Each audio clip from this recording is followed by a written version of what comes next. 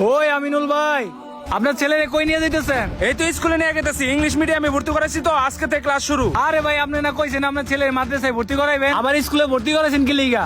ওই মিয়া, মাদ্রাসা পড়ে লাভ কি হইব? হইলে একটু আলেম হইব, আলেম হইয়া মসজিদে ইমামতি করবো, ইমামতি করে লাভ আছে? বেতন পাবো 5,000 টাকা। এর থেকে ভালো আমার পুলার ইংলিশ মিডিয়ামে পড়াইতাছি, ডাক্তার হইব নাইলে ইঞ্জিনিয়ার হইব। আরে ভাই, আপনি শুধু দুনিয়া চিন্তা করতেছেন ভাই, একটাবার আখেরাতে চিন্তা করে দেখছেন? আপনার পোলার ইংলিশ মিডিয়ামে পড়াইয়া দুনিয়ার ইঞ্জিনিয়ার বানাইবে? শোনেন ভাই, আমার পোলারে মাদ্রাসায় পড়াইয়া আখেরাতের ইঞ্জিনিয়ার বানাবো ভাই। এই দুনিয়াবি চিন্তা বাদ দিয়ে আখেরাতে চিন্তা করে। ধুরু, আরে ভাই এত জ্ঞান দেন না তো, দেখেন কা হুজুর গো বাইতে খাউন নাই। আর আপনার পুলারে মাদ্রাসায় পড়াবেন, যান যান পড়ান, আর আমার পুলারে ইংলিশ মিডিয়ামে পড়ামু।